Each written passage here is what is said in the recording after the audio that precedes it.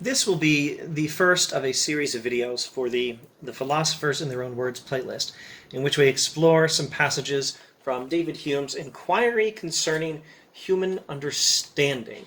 And specifically, we'll be looking at section 4, which is about doubts concerning the operations of the understanding. And section 5, the skeptical solution of these doubts. A solution to the doubts, but a skeptical solution.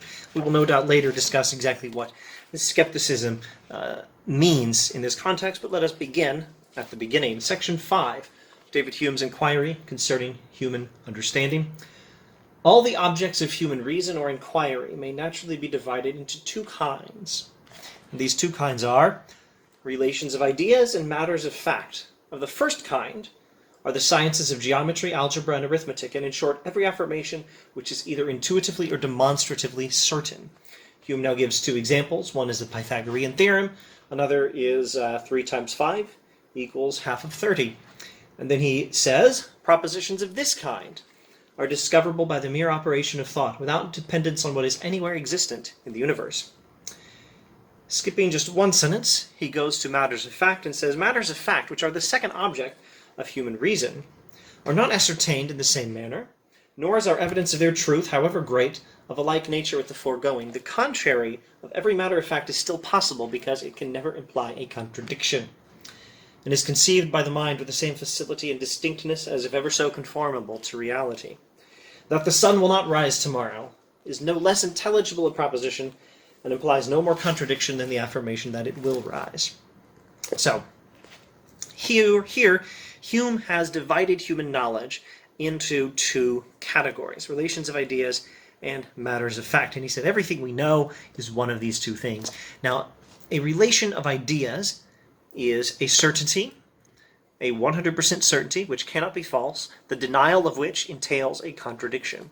A relation of ideas, moreover, is not known from experience, and also does not seem to concern the world outside the mind at all. It's a relation of ideas within the mind. Propositions of this kind are discoverable by the mere operation of thought, without dependence on what is anywhere existent in the universe. Matters of fact, however, do concern the world outside the mind.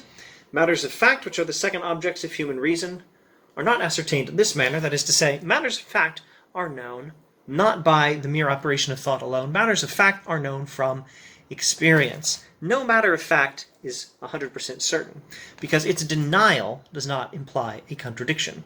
To deny the Pythagorean theorem is to produce a mathematical contradiction. To say that 2 plus 2 does not equal 4 is to affirm a contradiction. Matters of fact are not like that. The denial of a matter of fact is something that does not entail a contradiction, and it is always possible that such a thing is true. Matters of fact cannot be proven with 100% certainty, and they are learned from experience alone. But this is the kind of knowledge that concerns the world outside the mind. Now, Hume has divided human knowledge into these two categories, relations of ideas and matters of fact. And in this series, we're going to be exploring what he does following on this distinction in sections 4 and 5 of the Enquiry. Before getting to subsequent videos, subsequent remarks, and a fuller picture of what he does in sections 4 and 5, let's just make a few observations on why this passage is so significant. This is an extremely influential passage. This one page of Hume is maybe one of the very most influential one pages of the history of philosophy ever. There are very few pages in the history of philosophy which by themselves have been comparably important. Now, briefly, I'll see if I can tell you 3 reasons these words are important.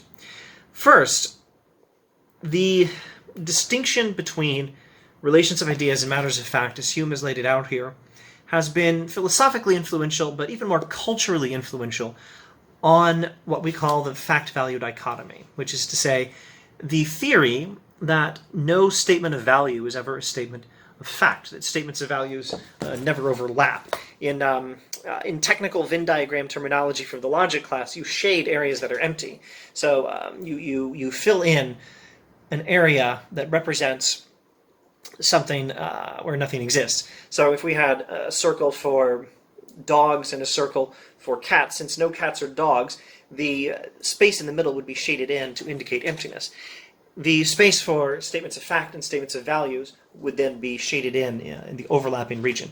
But if that's difficult to follow, forget that and just go with Venn diagrams outside of logic class.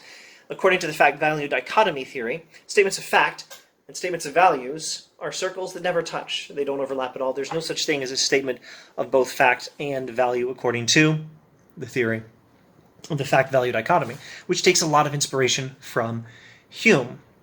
Now, Hume himself, in his writings on ethics, is, well, it's something I don't want to touch in this video. I'm just looking at this particular text, and here I'm commenting on some of its historical significance. In fact, I don't want to say anything else about Hume on the subject. I want to say something about the logical positivists.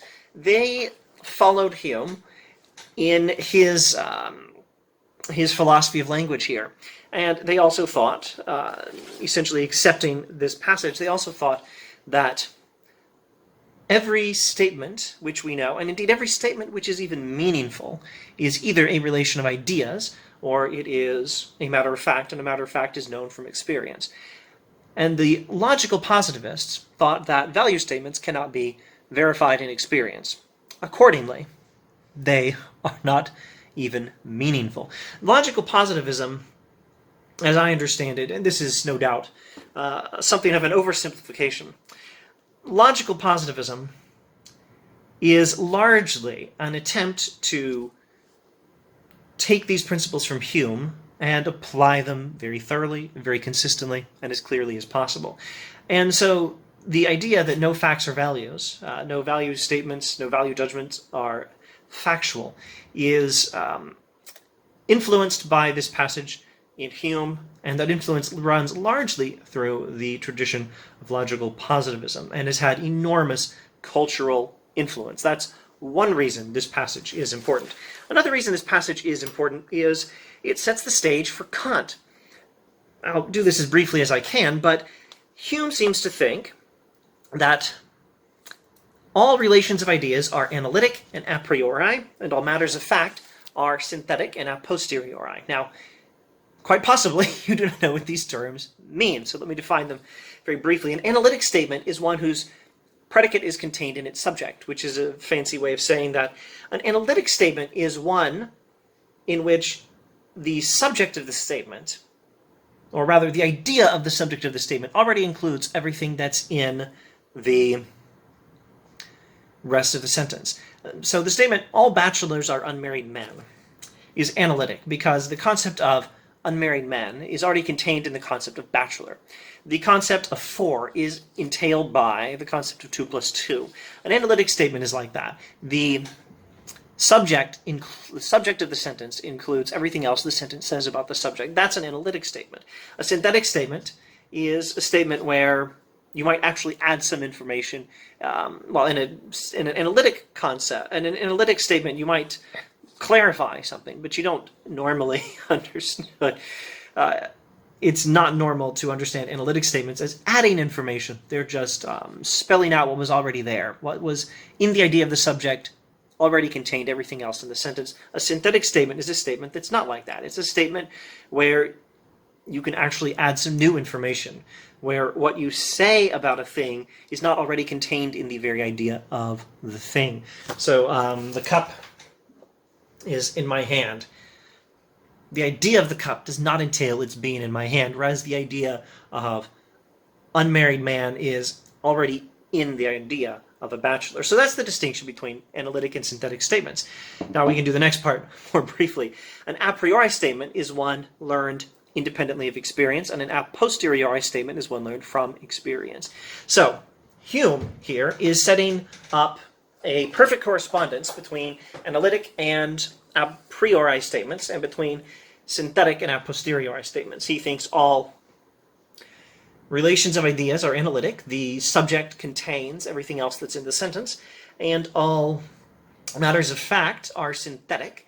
The subject does not contain everything else in the sentence, and all matters of fact are a posteriori. They can only be learned from experience, and all relations of ideas are a priori. They are learned independently of experience.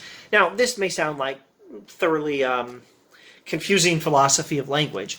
And I don't want to get any further into it in this video. Let me just state that the enormously influential and important philosophy of Kant centers on his idea that there is such a thing as a synthetic a priori statement.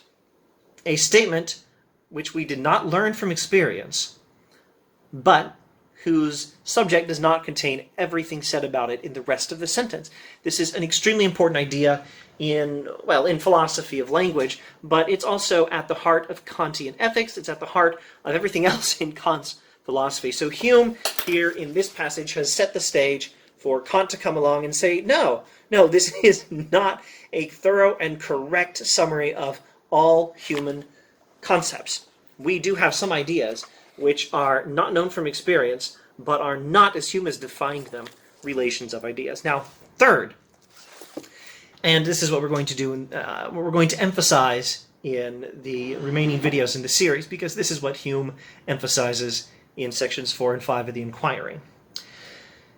This passage is important because it sets us up with a really important and interesting problem in epistemology and in philosophy of science. In order to learn about the world from experience, we need to have in place some method by which we learn about the world from experience. And in particular, let's look at it this way. In order to learn about, say, gravity, you have to make some observations and then draw some conclusions. We can observe that this pen falls towards the center of the earth when it's unobstructed. So does this marker. So does this tape roll. And we can repeat the exercise with more things. This comb does the same thing. And what do we conclude from all this? We conclude that unobstructed objects always fall towards the center of the earth, or some such formulation. Make it a little more precise according to a better understanding of physics, if you like. Say something about gravitational pull of the earth or something. But realizing that we're not making this thoroughly precise in terms of physics, you make a generalized statement about all objects which are unobstructed falling towards the center of the earth when you actually haven't observed them all. You're reasoning from a small number of objects you have observed to a conclusion about all the falling objects there are, or all the unobstructed objects there are, and saying they all fall towards the center of the earth when unobstructed. So you're reasoning about what you have not experienced from what you have, and that's what science does. This is what we human beings do when we learn about the world from experience. We learn about parts of it we have not yet experienced from what we have. How can you do that if Hume is correct? If Hume is correct, relations of ideas are not even about the world, and matters of fact can only be learned from experience. But in order to learn from experience, in order to learn about these matters of fact from experience, we must have in place some principle which allows us to make that inference from what we have not experienced to what we have. From what we have experienced to what we have not experienced. And that principle is itself not learned from experience. It's not a relation of ideas. And if it's a matter of fact, well, it's not one learned from experience. So where the heck does it come from? That is the question Hume is going to ask, and is going to, it inspires his skeptical doubts, and he is going to give his skeptical solution to these doubts in section 5. So stay tuned, I guess.